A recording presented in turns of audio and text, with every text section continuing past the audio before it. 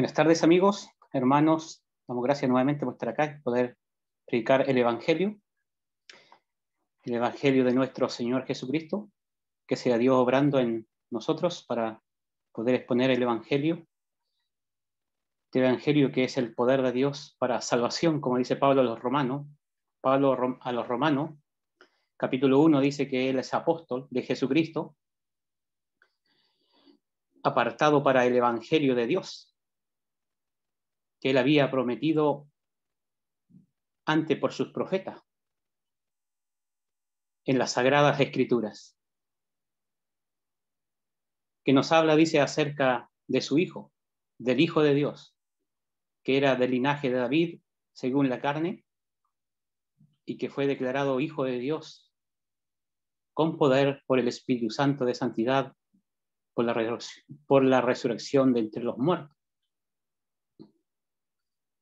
Entonces Pablo dice que él va a ir a predicar el Evangelio a Roma, ese es su anhelo, porque es deudor, dice. Eso queda en el 1.15, dice, así que en cuanto a mí, pronto voy a anunciar el Evangelio también a vosotros que estáis en Roma. El 16 dice, porque no me avergüenzo del Evangelio, porque es poder de Dios para salvación a todo aquel que cree. Judío primeramente, también al griego, porque en el Evangelio la justicia de Dios se revela por fe, y para fe, como está escrito, más el justo por la fe vivirá. Porque la ira de Dios, el 18, porque la ira de Dios se revela desde el cielo contra toda impiedad e injusticia de los hombres, que detienen con injusticia la verdad. Que Dios bendiga su palabra. Pues estando Romano,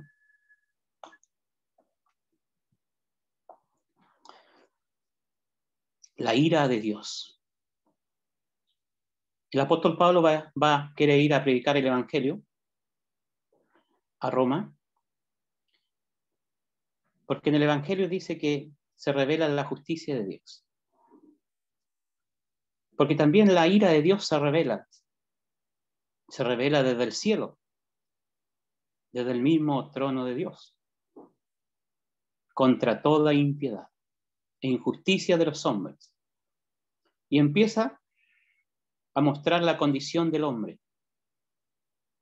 Primero nos habla de los gentiles, aquellos que no son judíos. Muestra su condición delante de Dios. Termina diciendo que son aborrecedores de Dios. Después en el 2 habla de los judíos, la condición de ellos ante Dios, que están también condenados, tanto judíos como los religiosos. Y Romanos capítulo 3 dice que no hay diferencia entre los hombres, entre judíos y gentiles, entre los judíos y nosotros, el mundo. Todos están bajo el control, todos están bajo pecado, bajo el control del pecado. Y empieza a describir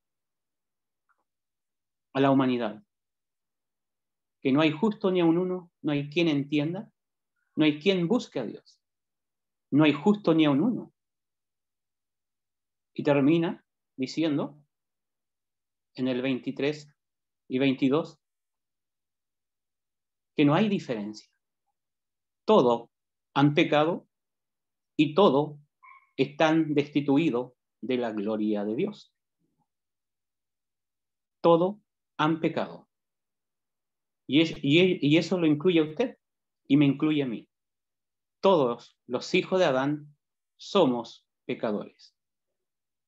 Todos aquellos que no han creído en el Evangelio están destituidos de la gloria de Dios.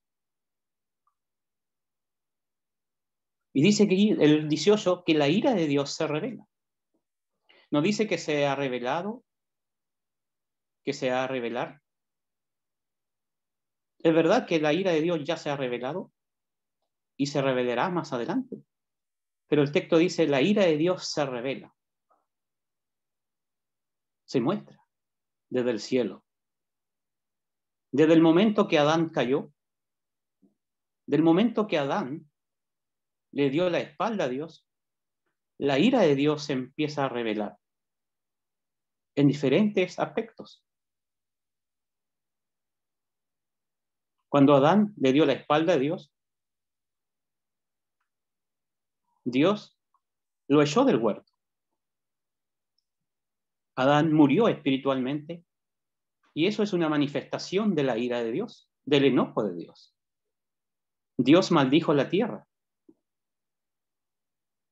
Más adelante vemos cómo Dios revela su ira a través del diluvio por causa de la iniquidad, por causa del pecado. También vemos cómo Dios revela su ira en Sodoma por causa del pecado, de la injusticia del hombre. Y el libro de Job dice, el trueno declara su indignación y la tempestad proclama su ira contra la iniquidad. Y eso, dice, solo es el borde de su poder. Job 36, 33 y 26, 14. La ira de Dios es real. Y también en Romanos, contexto, que la ira de Dios se revela allí, dice, porque aquellos que conocen a Dios, a quien Dios se ha revelado y le rechazan abiertamente, Dios los suelta, los deja, que hagan lo que su corazón le dicta, que hayan en su concupiscencia de sus corazones, Dios los suelta. Y al seguir pecando, al dejarlo Dios que sigan pecando, lo único que están haciendo ellos, están almacenando ira, ira más ira, para el día del juicio, para el día de la ira. Y así también aquellos que rechazan el Evangelio están almacenando ira. Eso dice Romanos capítulo 2, verso 4. Que Dios es bueno, Dios es misericordioso, pero el hombre desprecia su benignidad, paciencia y longanimidad. Y lo único que está haciendo, parafraseando el texto ahí, está almacenando ira, amontonando ira sobre él para el día del juicio final, cuando se revele el justo juicio de Dios.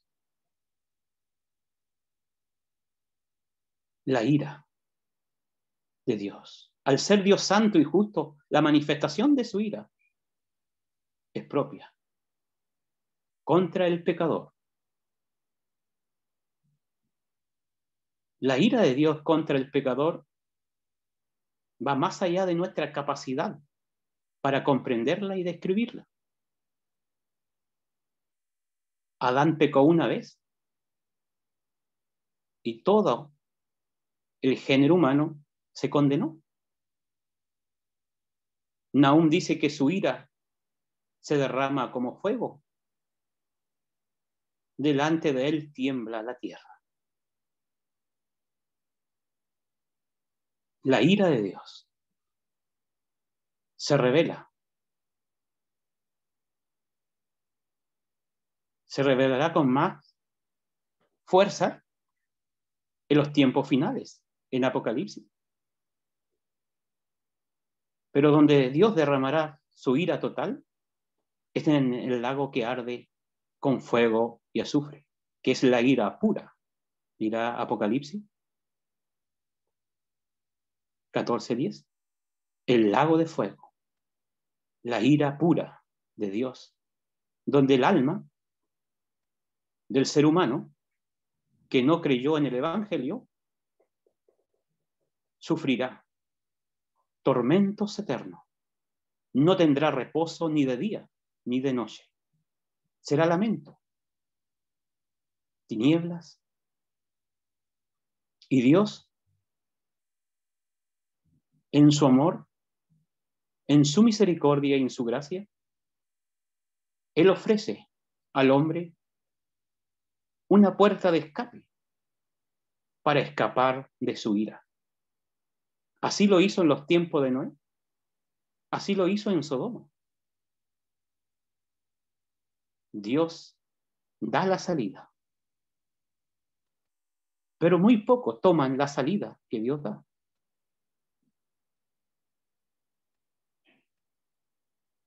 Muchos procuran escapar de la ira de Dios, de ir al cielo, siendo buenos,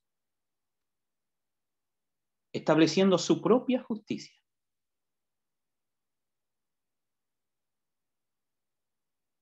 Y Dios dice que no hay ninguno bueno.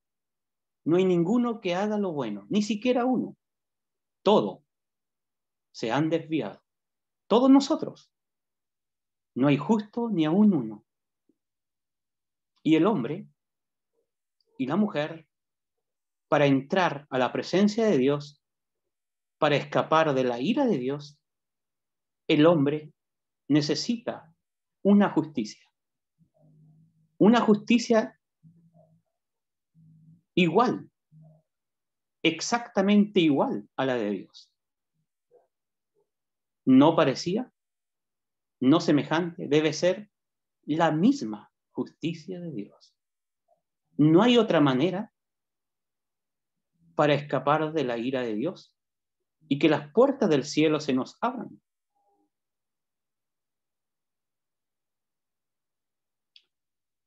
Y aquí dice el texto bíblico del Evangelio, Pablo dice, yo no me avergüenzo del Evangelio. ¿Podrá alguien avergonzarse del Evangelio? Pablo a Timoteo le dice, no te avergüences de hablar, de dar testimonio de Cristo, quien nos llamó y nos salvó con llamamiento santo. No conforme a nuestras obras, sino según el propósito suyo y la gracia que nos fue dada antes de los tiempos de los siglos y que ahora ha sido manifestada por la aparición de nuestro Señor Jesucristo, quien quitó la muerte y sacó a luz la vida y la inmortalidad, del cual yo soy apóstol, maestro de los gentiles, y sufro, dice él, y no me avergüenzo, porque yo sé en quién he creído. Si alguien se avergüenza del Evangelio, es porque no sabe en quién ha creído. El Evangelio es locura, pero para el mundo. Pero para nosotros, los creyentes, el Evangelio es poder, es sabiduría de Dios. Dios muestra su poder en acción. Dios muestra su sabiduría en acción en el Evangelio. El poder de Dios. Porque en el Evangelio dice, se revela la justicia de Dios. Hay una justicia que Dios revela. Hay una justicia que hay en el Evangelio que Dios la otorga al pecador. Es su misma justicia. Es la justicia de Cristo. Porque solo Cristo tiene la misma justicia de Dios. Exactamente la misma. Y Dios nos muestra en el Evangelio que esta justicia es un regalo. Que Dios la regala al pecador. Y aquí dice, por fe. Por fe. Si leemos Romanos, capítulo 5, capítulo 1 dice, justificados pues por la fe, tenemos paz. La ira de Dios está sobre el hombre. La ira de Dios se está revelando. El hombre que no ha creído en el Evangelio, que no ha sido justificado, que no ha recibido la justicia de Dios que es en Cristo, la justicia de Cristo, es un enemigo de Dios. Eso dice Romanos 5, 8 y 9 y 10. Nos habla. Pero el 5.1 dice, justificado pues por la fe, tenemos paz para con Dios por medio de Jesucristo. El 5:17 dice, pues si por la transgresión de uno solo reinó la muerte, el hombre quedó separado de Dios, enemigo de Dios, con el pecado de Adán y por nuestros propios pecados. Pues si por la transgresión de uno solo reinó la muerte, muchos más reinarán en vida por uno solo, Jesucristo, los que reciben la abundancia de la gracia y el don, el regalo de justicia, de la justicia de Dios. Dios la regala, Dios la otorga a todo aquel que cree en Jesucristo, el cual es el corazón del Evangelio, como dice Pablo a los Romanos capítulo 1, el Evangelio de Dios que es acerca de nuestro Señor Jesucristo. La justicia de Dios. Romanos capítulo 10, Pablo dice que hay muchos que ignoran la justicia de Dios, ignoran esta justicia y procuran establecer su propia justicia y no se sujetan a la justicia de Dios.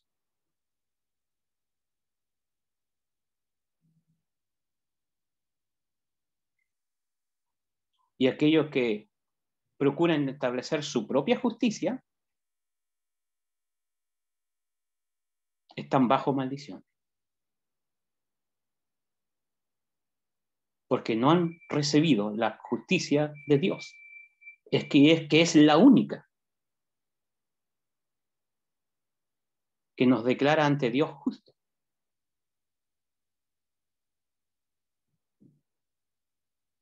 Pero para que esta justicia de Cristo pudiera ser un regalo para nosotros, Cristo tuvo que hacer algo. Cristo tuvo que hacer algo.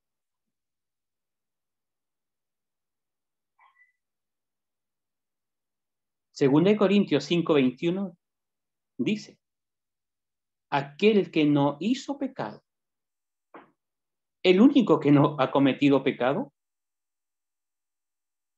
el único que tiene una relación correcta con Dios, una amistad con Dios, es su Hijo Jesucristo. Su Hijo amado, en quien Él se complace. Él lo dijo. Este es mi Hijo amado en quien tengo complacencia. Él nunca pecó. Ningún hombre podía redarguirle de pecado a él, acusarlo de pecado.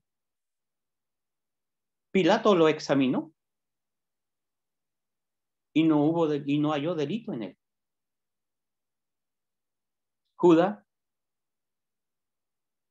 el que lo traicionó, él dijo que había entregado sangre inocente.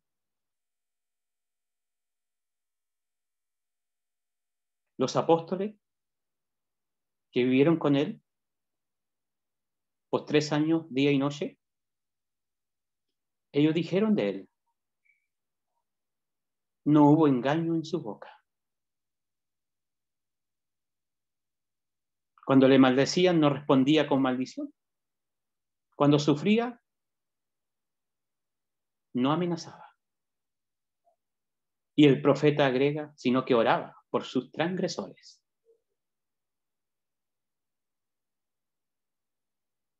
Él no hizo pecado. El único que contentó el corazón de Dios en este mundo es Él. Y dice que aquel que no hizo pecado, por nosotros Dios lo hizo pecado, para que nosotros fuésemos hechos justicia de Dios en Él, para que nosotros pudiéramos ser declarados justos ante Dios. Dios tomó nuestros pecados, Isaías 53, del 6 al 10, y los cargó sobre su Hijo.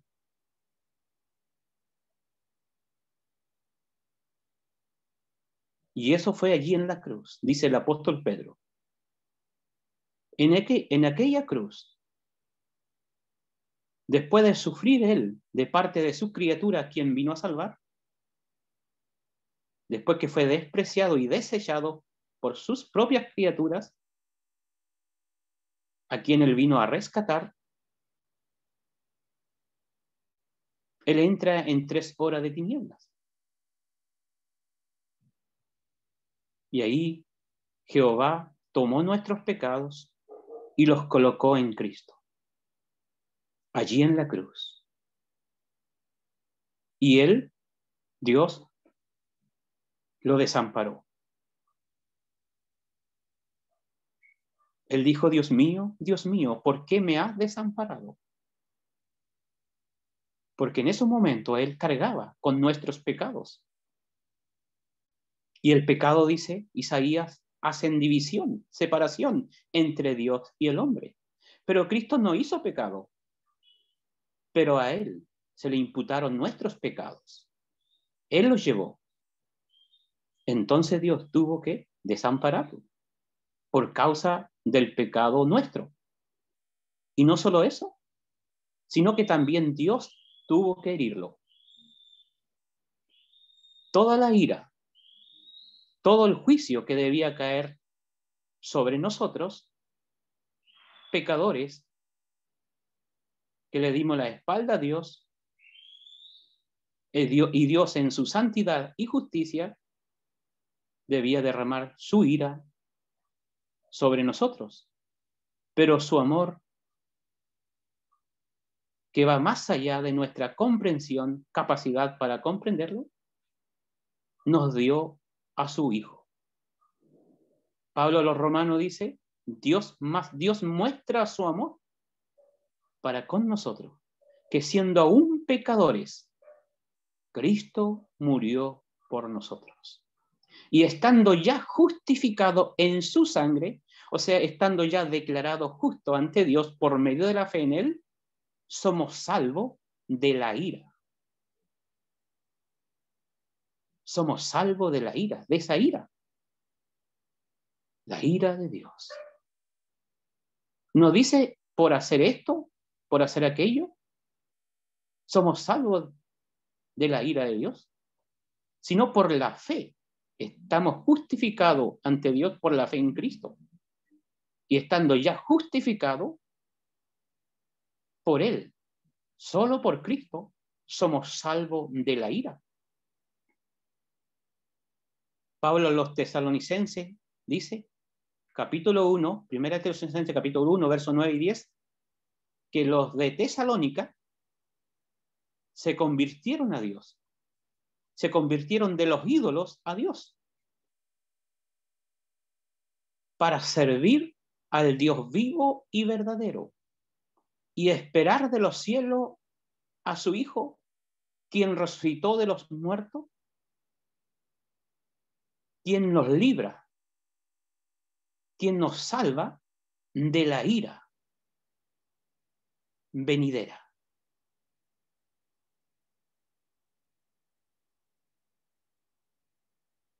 De la ira venidera.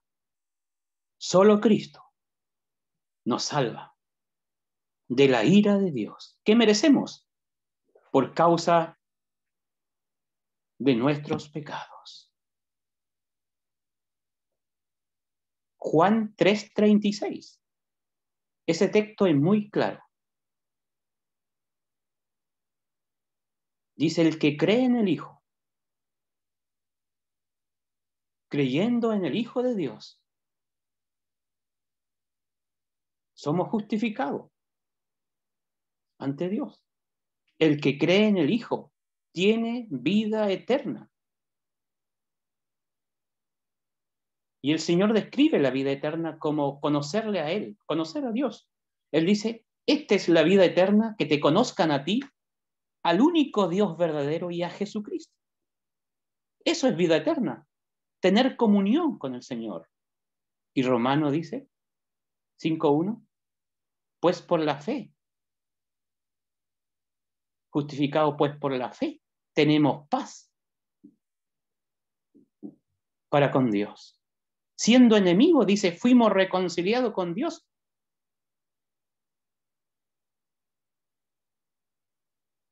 por medio de su Hijo.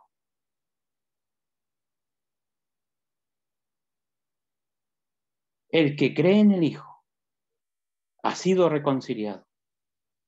El que cree en el Hijo tiene paz para con Dios.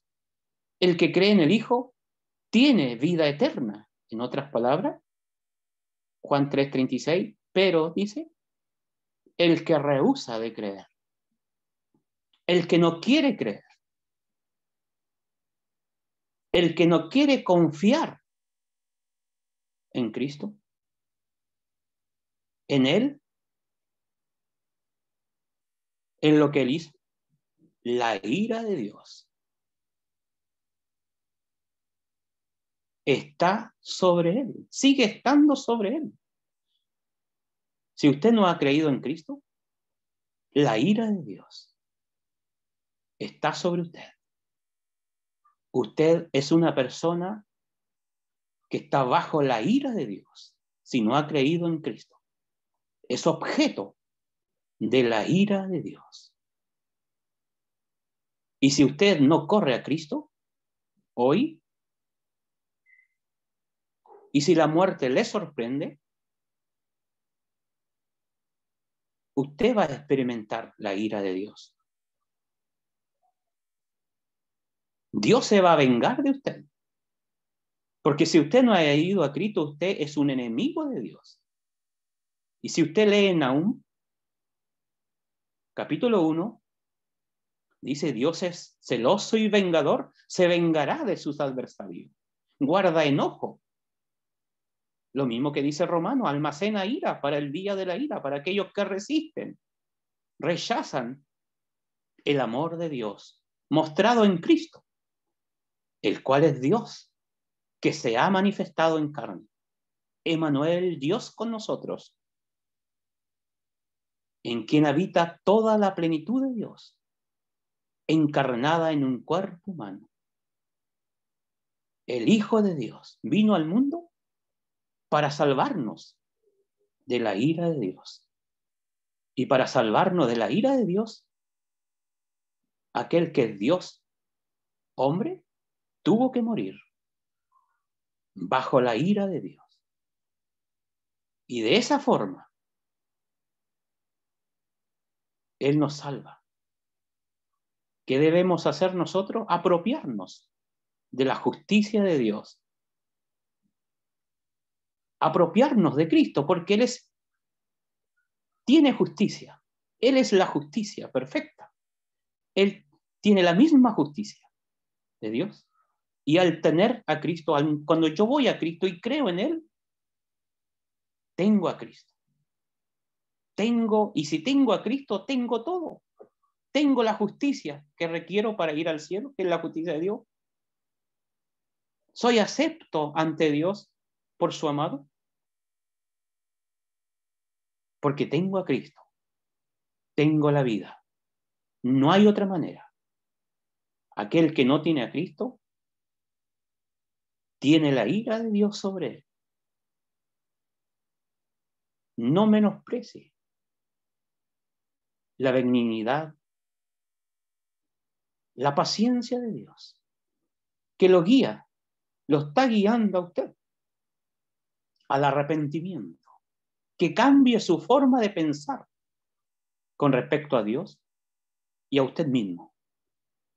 Dios es santo, Dios es justo. Nosotros, pecadores, condenados a una ruina eterna. Pero Cristo es la solución. Cristo y Él crucificado. Si usted rechaza a Cristo, no podrá escapar de la ira de Dios. Y Dios le advierte por boca del profeta Jeremías, Salva tu vida de la ira de Jehová. Ni tu plata ni tu oro te podrá librar de aquel día, de la ira, dirá Sofonía. Así que debes meditar. Debes meditar, dice Sofonía 2, hombre, sin pudor, hombres que tú no tienes anhelo por Dios. Medita antes que tenga efecto ese día. Escapa de la ira de Jehová. Busca a Jehová. Busca al Señor. Y Él será amplio en perdonar en la persona de Cristo. Porque horrenda cosa es caer en sus manos. Él no quiere eso. Él quiere que todos procedan al arrepentimiento. Él quiere que todos procedan al conocimiento de la verdad. Que hay salvación en Cristo, solo en Cristo. Crea en el Señor Jesucristo. Tendrá vida eterna y una esperanza viva. Que cuando parta de este mundo, partirá a la presencia de Dios. Partirá al cielo, donde está nuestro Señor.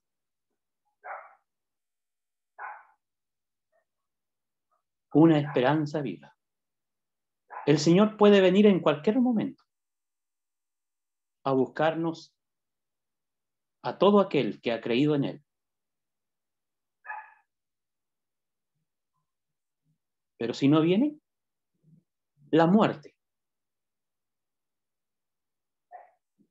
nos va a sorprender y nuestra alma partirá a su presencia. Pero si usted le rechaza, va a morir. Su alma partirá al infierno, a experimentar la ira de Dios. Cree en Cristo y será salvo. Dios bendiga su palabra en cada corazón.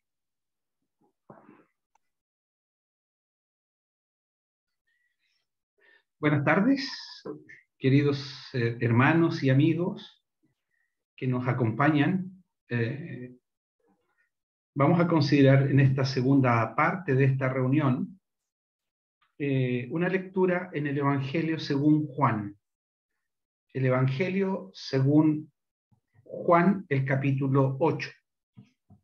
El propósito de esta reunión de domingo por la tarde es presentar el Evangelio de nuestro Señor Jesucristo. Y el Evangelio de nuestro Señor Jesucristo es un mensaje, primero, encomendado por Él. Él encomendó a los suyos, a sus discípulos, antes de ascender a los cielos, después de resucitar. Él les reúne y les dice y les da esta encomendación: id por todo el mundo y predicad el Evangelio a toda criatura. El que creyere será salvo, mas el que no creyere será condenado. Y el Evangelio, que no es un mensaje nuestro, no es un mensaje de esta congregación que estamos ahora aquí reunidos por Zoom, no es un mensaje que nos pertenezca, es un mensaje de Dios. Y por lo tanto, el Evangelio bien expuesto, el Evangelio trazado conforme a la palabra de Dios, es el mensaje de Dios mismo. Y por lo tanto lleva el sello de Dios. Y lleva la garantía de Dios. Nos lleva nuestra garantía, nos lleva nuestras ideas, nos lleva nuestras determinaciones o nuestras expresiones absolutas que podamos decir. El Evangelio es el mensaje de Dios. El Evangelio es un mensaje actual. A pesar de que el Señor lo indicó hace ya más de 2000 años, es un mensaje vigente. Porque es un mensaje que se predica, que se anuncia hasta cuando Él venga. Este mensaje de la gracia de Dios. El más interesado en presentar el mensaje de Dios fue el Señor mismo. A él le encantaba, vamos a leer en el capítulo 8 que a él le encantaba enseñar. Él visitaba las sinagogas, él reunía a los suyos o a las multitudes le seguían para enseñar el mensaje del Evangelio del Reino. Pero lo más importante para nosotros que es un mensaje que trasciende, es un mensaje que transporta al pecador desde las tinieblas a la luz admirable. Es un mensaje que cambia la condición del hombre de muerto espiritual a un hombre con vida espiritual, vida eterna. Es un mensaje que cambia el estado de todo aquel que cree, de un estado de pecador expuesto a una condenación eterna, a un estado de salvación, que cambia la condición y la relación con Dios, de ser enemigos, como escuchábamos en la primera parte, enemigos de Dios, a ser reconciliados, amigo de Dios. He ahí la trascendencia del mensaje del Evangelio. Es un mensaje que usted y yo podemos creer. Es un mensaje que usted y yo podemos albergar. No es filosofía humana. No estamos aquí para entretenerles. No estamos aquí para pasar una tarde de domingo, una hora de domingo por la tarde, antes de irnos a la cama, tener una tarde de reflexión. No, es un mensaje poderoso. Es la dinamita de Dios. El Evangelio es el poder de Dios para salvar a todo aquel que cree. Y por lo tanto, esa es la importancia del mensaje. Y cuando mi hermano leyó y comentó acerca de la palabra, de las escrituras, y presenta el Evangelio, es como si el Señor mismo rogase por nosotros, dice el apóstol. Es como si el Señor mismo viniese en busca, viniese a tu encuentro para que puedas creer. Dios no quiere que ninguno perezca, sino que todos procedan al arrepentimiento. Vamos a leer en Juan el capítulo 8. Vamos a leer de Jesús. El Evangelio es el Evangelio de Jesús, de nuestro Señor Jesucristo. El Evangelio nos revela lo que Él es y lo que Él ha hecho a tu favor y a mi favor. Dice el versículo 1 del capítulo 8 del Evangelio de Juan. Vamos a leer esta porción hasta el versículo 11. Y luego vamos a seguramente rápidamente a ver algunos puntos. Yo tengo al menos 5 puntos, pequeños puntos que me gustaría destacar de esta lectura. Y con eso vamos a terminar la reunión. Dice, cada uno se fue a su casa. Y Jesús se fue al monte de los olivos. Y por la mañana volvió al templo. Y todo el pueblo vino a él y sentado él les enseñaba. Entonces los escribas y los fariseos le trajeron una mujer sorprendida en adulterio. Y poniéndola en medio le dijeron, Maestro, esta mujer ha sido sorprendida en el acto mismo de adulterio. Y en la ley nos mandó Moisés apedrear a tales mujeres. Tú, pues, ¿qué dices? Mas esto decían tentándole, para poder acusarle. Pero Jesús, inclinado hacia el suelo, escribía en tierra con el dedo.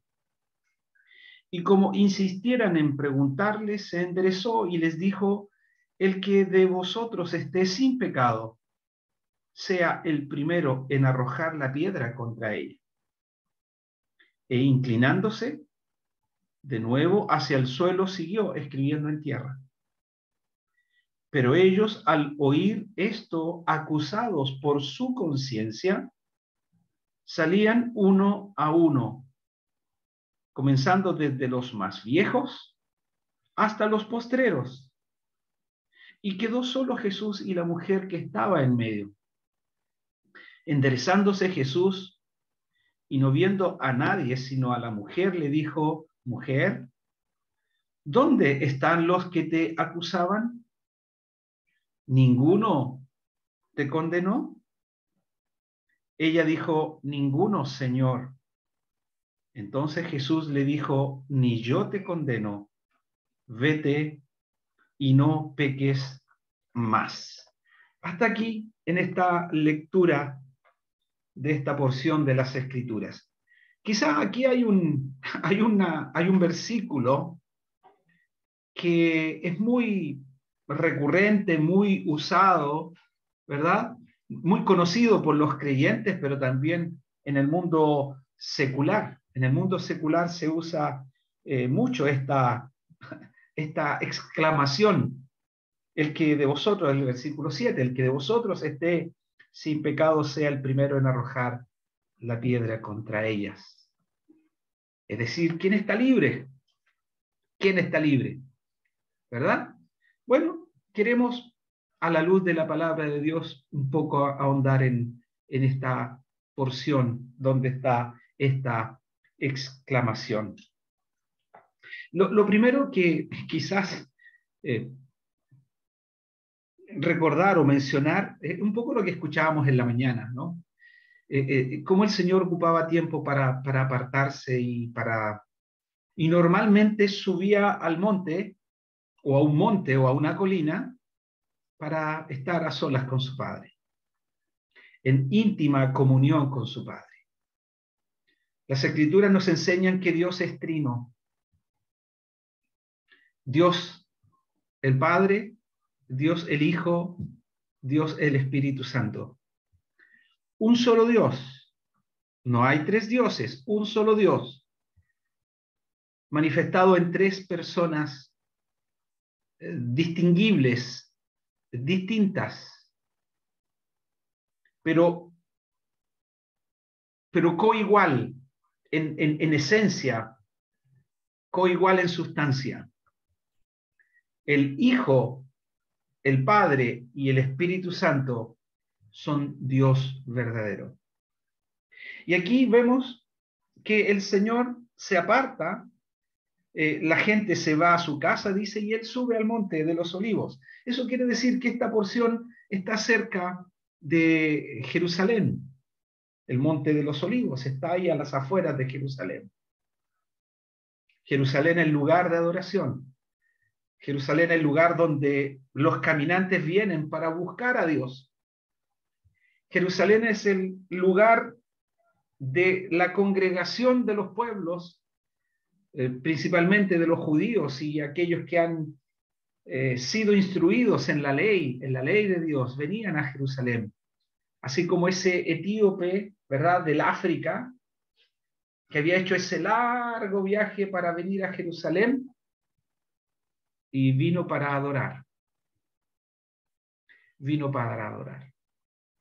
Y allí, cuando él regresa, el Señor, el Espíritu de Dios, toma a Felipe y le dice: acércate a ese carro, y allí le presenta Felipe a aquel etíope el Evangelio de nuestro Señor Jesucristo. Y ese hombre etíope cree, ese hombre etíope reconoce que Jesucristo es el Hijo de Dios.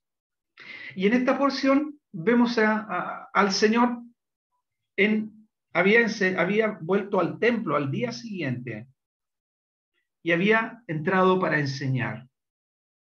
Él estaba sentado, dice, enseñando. Todo el pueblo vino a él, dice el versículo 2, y él les enseñaba. Era una cosa que el Señor le agradaba.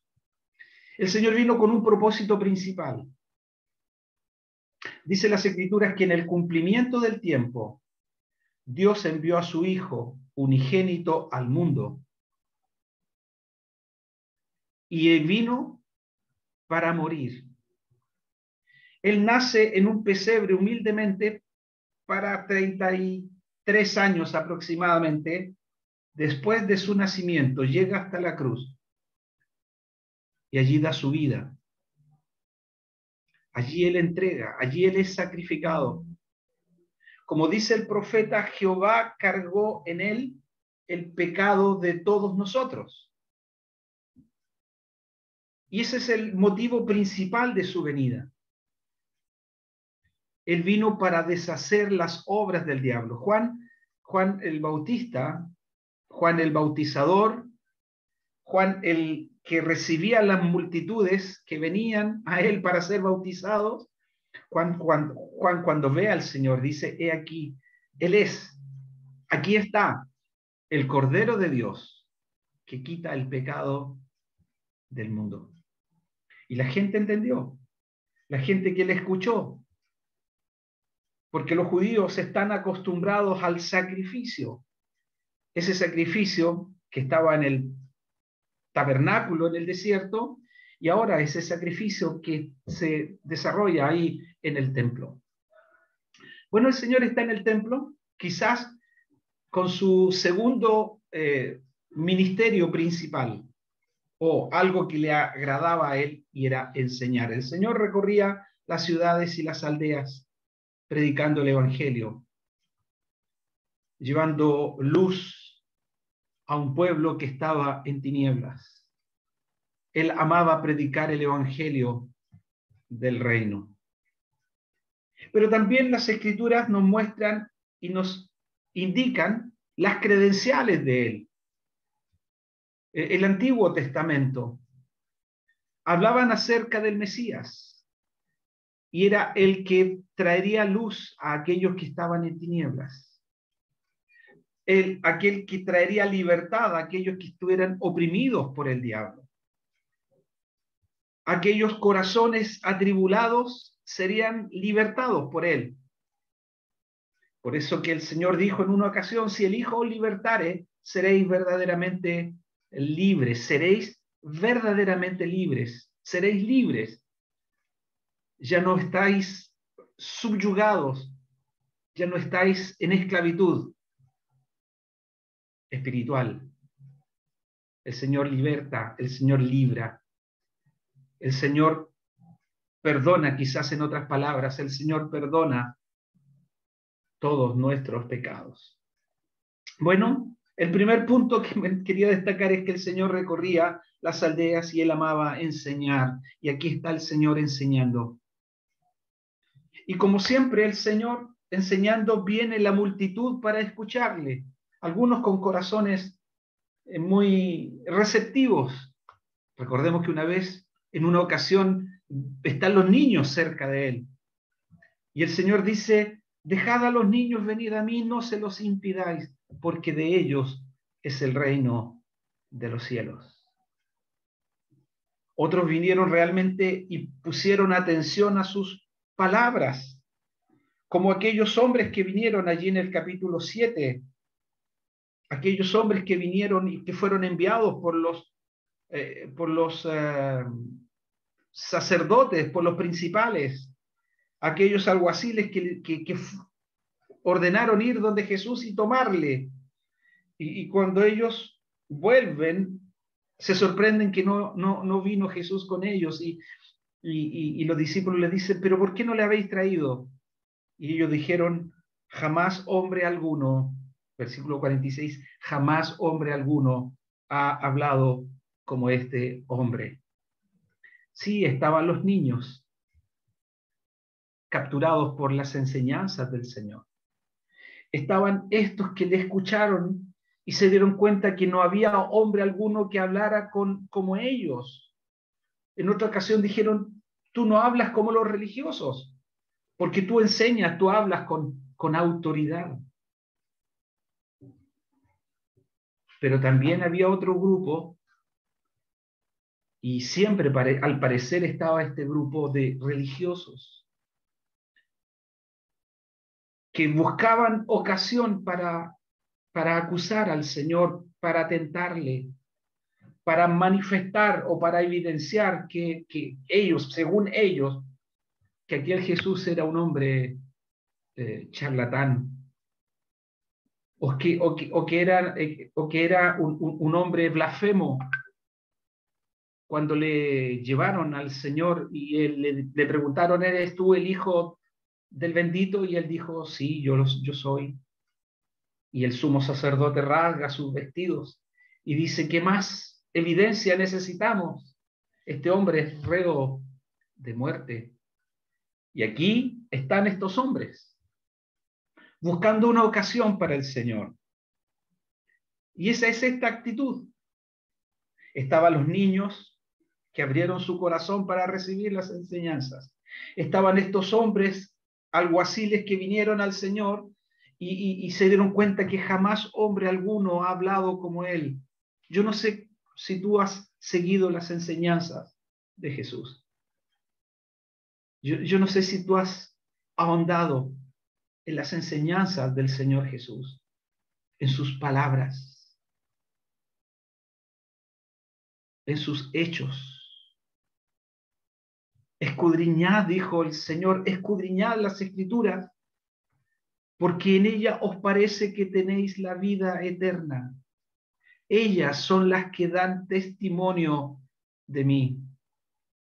Recuerdo en una ocasión a un hombre, haber leído de un hombre que se encontró un evangelio impreso.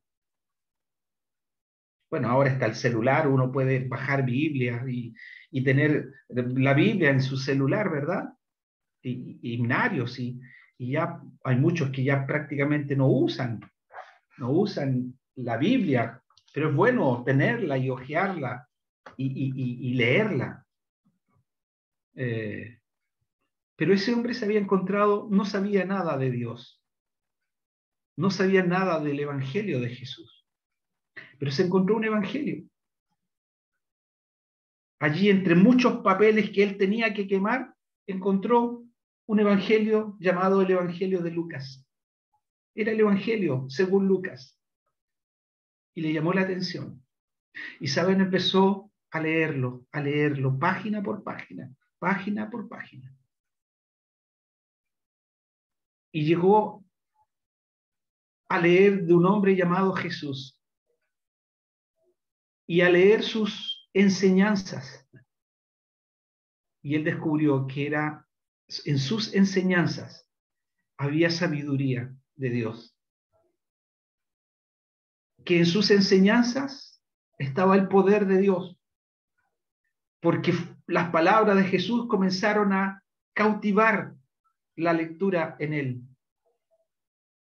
Y leyó una vez el Evangelio y otra vez el Evangelio y otra vez.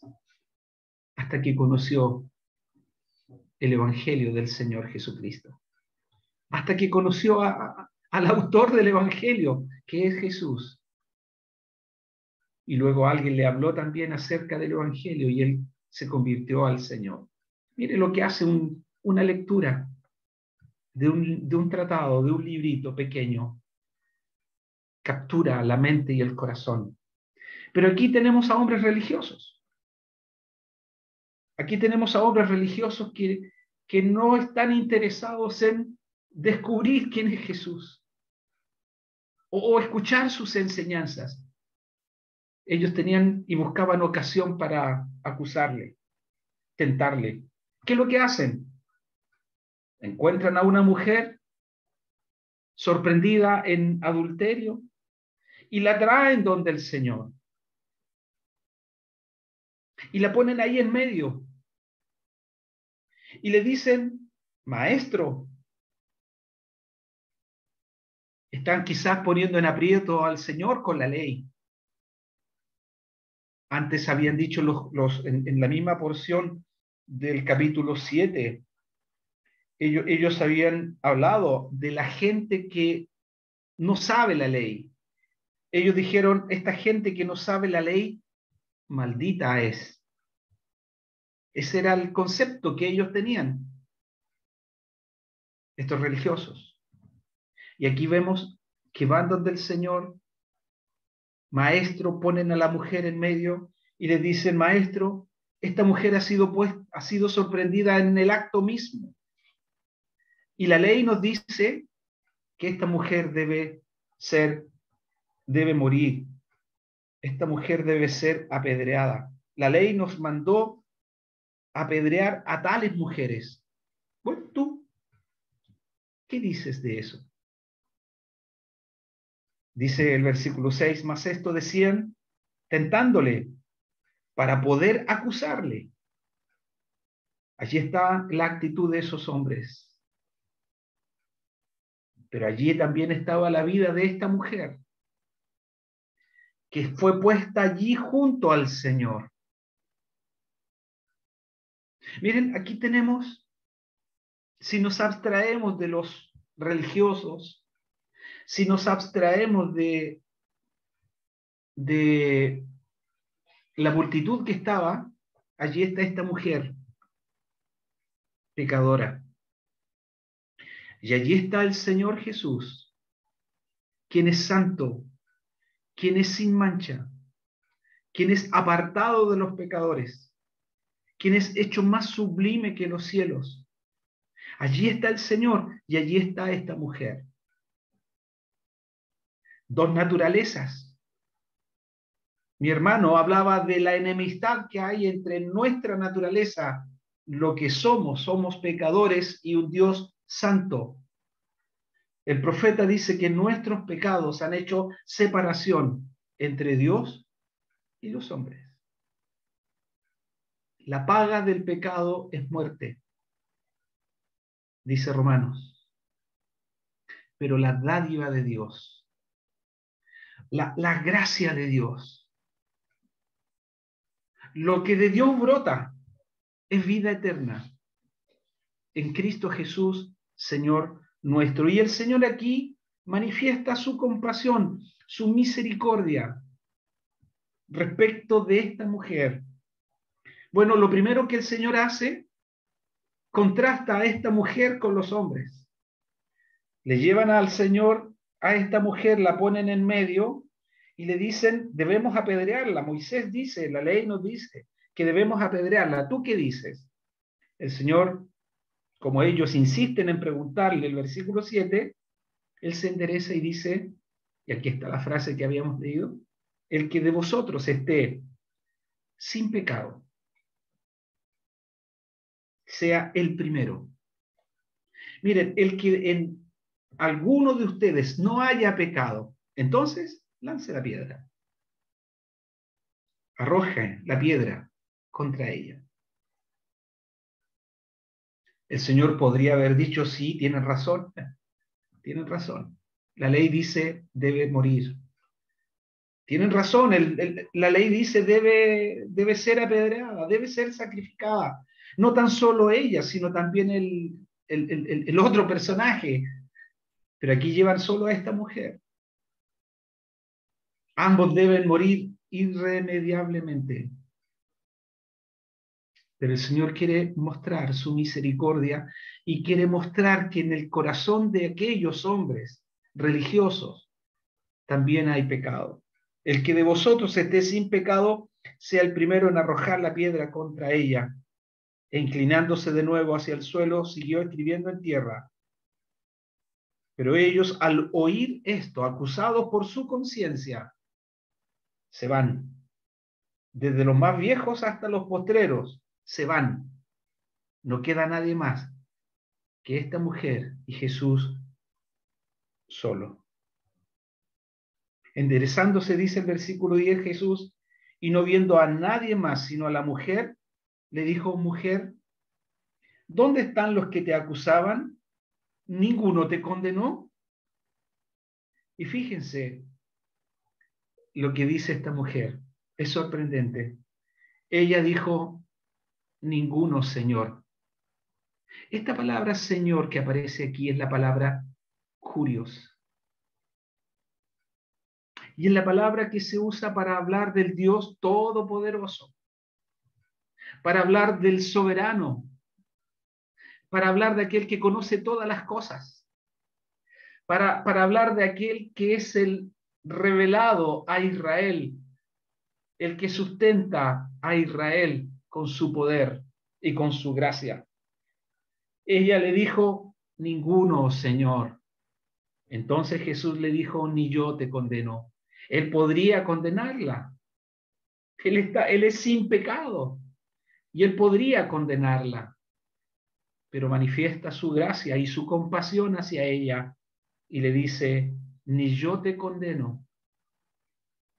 Yo podría condenarte, pero ni yo te condeno. Vete y no peques más. Vete, mujer, y no sigas pecando, le dijo el Señor.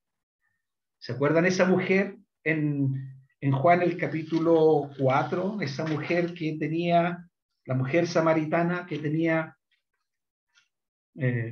no sé cuántos maridos había tenido y el que estaba ahora con ella no era su marido y el Señor revela lo que había en ella. Bueno, aquí el Señor también revela lo que había en esta mujer.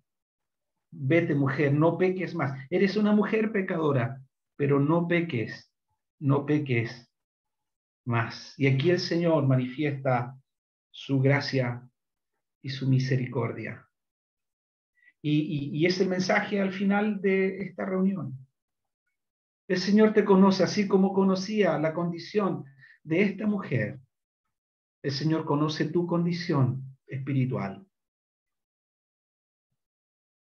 Esta mujer, una mujer pecadora, nosotros somos pecadores. La paga del pecado es muerte.